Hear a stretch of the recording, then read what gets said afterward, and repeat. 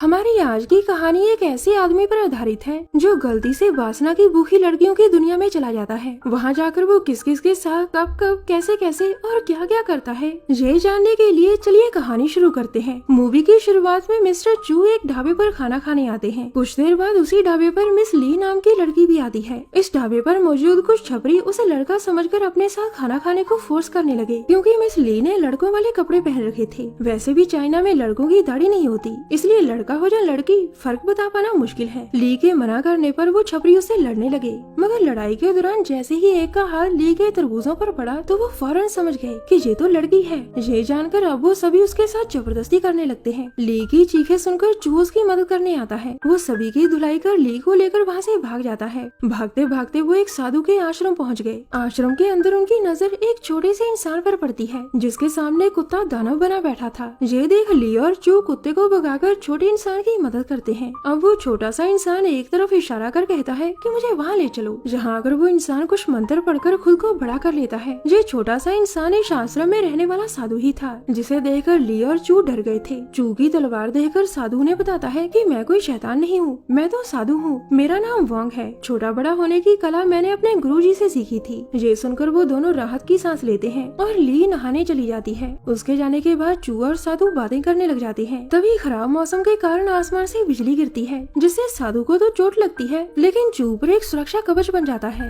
ये देख साधु हैरान हो गया। वो चू से पूछता है कि तुम्हारा जन्म कब हुआ था। चू द्वारा जन्म तिथि बताए जाने पर साधु हिसाब किताब कर चू को बताता है कि तुम्हारा जन्म बहुत ही खास नक्षत्रों में हुआ है, इसीलिए तुम्हारे पास खास शक्तियाँ हैं। अब खुश होकर साधु दारू का इंतजाम करने भाग गया। इसी बीच आश्रम को देखते देखते चू की नजर एक पेंटिंग पर जाती है। जब वो ध्यान से देखता है तो उसे पेंटिंग जीवित नजर आने लगी। जैसे ही साधु दारू लेकर वापस आया तो चू उसे अपना अनुभव बताता है कि ये पेंटिंग वाली लड़की मुझे छेड़ रही थी। इस पर साधु उसे बताता है कि ये नर्क जाने का रास्ता है, जहाँ पर कुछ वैश्याएं रहती हैं। चू पूछता है क्या मैं उस लड़की को दोबारा देख सकता हूँ। पहले तो साधु मना करता है, लेकिन चू के बार बार पूछने पर साधु कहता है हाँ तुम नर्क जाकर उससे मिल सकते हो, मगर याद रहे तुम्हें 24 घंटों से पहले पहले वापस आना होगा, वरना तुम हमेशा हमेशा के लिए नर्क में ही फंसे रह जाओगे। चू बस एक बार उस लड़की से मिलना चाहता था, इसलिए वो साधु वोंग की मदद से दीवार के उस पार नर्क में चला जाता है। नर्क में आते ही उसकी मुलाकात पेंटिंग वाली खूबसूरत लड़कियों से होती है। चूर में से एक लड़की को एक कमरे में ले जाकर उसकी गुफा में अपना हथियार डाल देता है, जबकि बाकी दोनों लड़कियां एक छेद में से इन दोनों का रंगारंग कार्यक्रम देखकर गर्म होने लगी थी, जिसके बाद वो दोनों अपनी उंगलियों का इस्तेमाल कर अपनी वासना को शांत करती है। दूसरी तरफ ठुकाई होने के बाद लड़की चू को उसके नाम से बुलाती है। वो हैरान होकर उससे पूछता है कि तुम मेरा नाम कैसे जानती हो। अब लड़की बताती है कि मेरा नाम अर्सी है, मेरे पिता एक ज्योतिष थे, उन्होंने भविष्यवाणी की थी कि जब मैं 17 साल की हो जाऊंगी तो मेरे ऊपर एक भारी मुसीबत आएगी, इसीलिए मेरे पिता ने मेरी रक्षा करने के लिए मुझे जहाँ नर्क में रखा है। उन्होंने ये भी बताया था कि धरती से चू नाम का इंसान आकर मेरी पहली बार खुदाई करेगा और फिर मुझसे शादी कर लेगा। इसके बाद ही मैं अपने परिवार के पास धरती पर वापस जा सकती हूँ। चू को तो पहली नजर में ही उससे प्यार हो गया था, इसलिए वो उससे शादी करने के लिए मान जाता है। तभी शाओ नाम की औरत बाकी लड़कियों को चू का ख्याल रखने को कहती है। उधर धरती पर ली साधु से चू के बारे में पूछती है, जिस पर साधु उसे दीवार के पास लाकर कहता है कि वो इसके अंदर चला गया। दूसरी तरफ नर्क में शाओ ने चू के लिए शानदार पार्टी का इंतजाम कर रखा था, जिसमें खूब नाच गाना हो रहा था। शाओ चू को दारू पीने को कहती है। पहले तो चू मना करता है, मगर फिर सबके कहने पर वो धीरे धीरे पीने लगा। ज्यादा दारू पीने के कारण चू अपने होश खो बैठता है। उसी समय पार्टी में एक आदमी आता है, जो सभी लड़कियों को मार पीट कर उनके साथ जबरदस्ती करने लगा। वो अपने हथियार से सभी लड़कियों की हालत खराब कर देता है। जाते जाते वो अर्सी को अपने साथ ले जाता है। चू होश में आते ही अर्सी के बारे में पूछता है, जिस पर उसकी सहेलियां बताती हैं कि अर्सी को एक शैतान जुएन उठाकर ले गया। ये सुनते ही चू जियोन को मारने निकल पड़ता है। जहाँ पहुंचकर उन दोनों में लड़ाई शुरू हो गई और देखते ही देखते चू जियोन के पेट में अपनी तलवार घुसाकर उसे मार देता है। मगर तभी जियोन का हमशक्ल अर्सी को लेकर वहाँ पहुँचता है।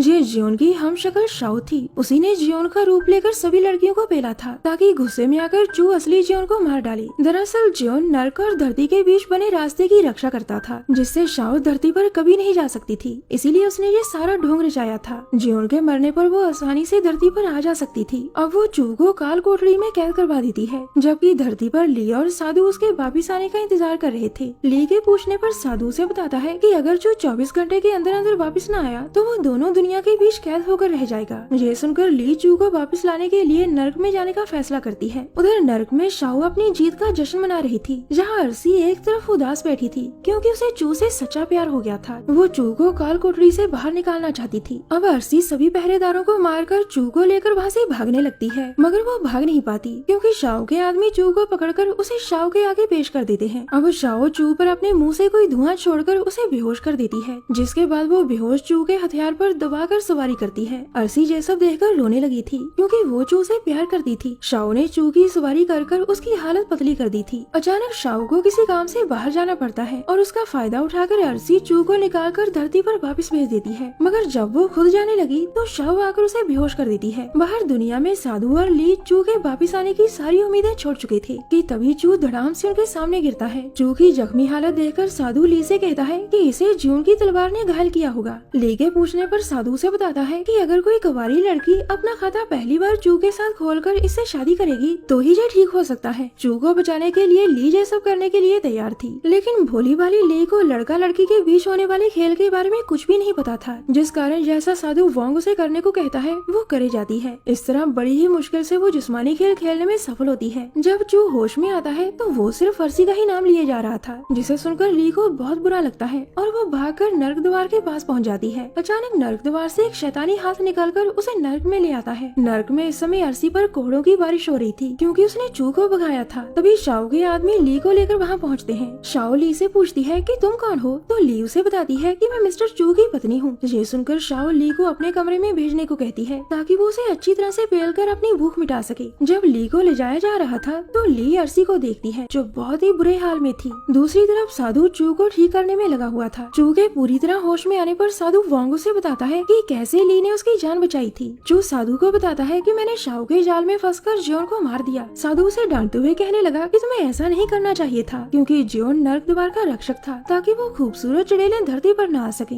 चू पूछता है कि शाओ कौन है। इस पर साधु कहता है कि शाओ एक लोमड़ी है जो हजारों साल तपस्या कर इंसानी रूप धारण करती है। अचानक चू को ली का ख्याल आता है जो कहीं नजर नहीं आ रही थी। जब वो दोनों से ढूंढते ढूंढते नर्क द्वार के पास पहुँचे तो वहाँ ली का दुपट्टा देखकर वो दोनों सब समझ गए थे। अब ली को बचाने के लिए चू साधु को जबरदस्ती अपने साथ लेकर नर्क में पहुँच गया। नर्क में पहुँचते ही वो सबसे पहले अर्सी को रिहा करवाते हैं। फिर वो तीनों मिलकर ली को छुड़ाने की योजना बनाते हैं जिसे इस समय शाओ रगड़ने में लगी हुई थी। योजना के अनुसार साधु अपने छोटे से रूप में आकर शाओ की अंधेरी गुफा से होता हुआ उसके पेट में घुस जाता है और अर्सी जाकर शाओ के नीचे लेट जाती है। तभी साधु शाओ के पेट के अंदर से उस पर वार करने लगता है जिससे शाओ के पेट में दर्द होना शुरू हो गया और वो अर्सी को धक्का दे देती है। उसी पर चू अंदर आकर ली और अर्सी को लेकर वहाँ से भाग जाता है क्योंकि पेट में दर्द होने के कारण शाओ कुछ भी नहीं कर सकती थी। मगर शाओ को जल्द ही पता लग जाता है कि उसके पेट के अंदर कोई है, जिस कारण वो अपने पेट को जोर जोर से हिलाने लगती है। उधर भागते भागते चू का सामना सिपाहियों से होता है। वो तीनों अभी उनसे लड़ ही रहे थे कि तभी शाओ भी वहाँ पहुँच गई। वो अलग अलग रूपों में उन तीनों पर हमला करती है, लेकिन वो तीनों किसी तरह से हरा ही देते हैं। मौका देखकर साधु भी शाओ के पेट से बाहर निकल आता है। लड़ाई में घायल होने के कारण ली की मौत हो गई थी। आखिर में साधु चू को अर्सी के साथ मिलकर नर्क द्वार की रक्षा करने का काम सौंप देता है और इसी के साथ इस कहानी का यही अंत हो जाता है।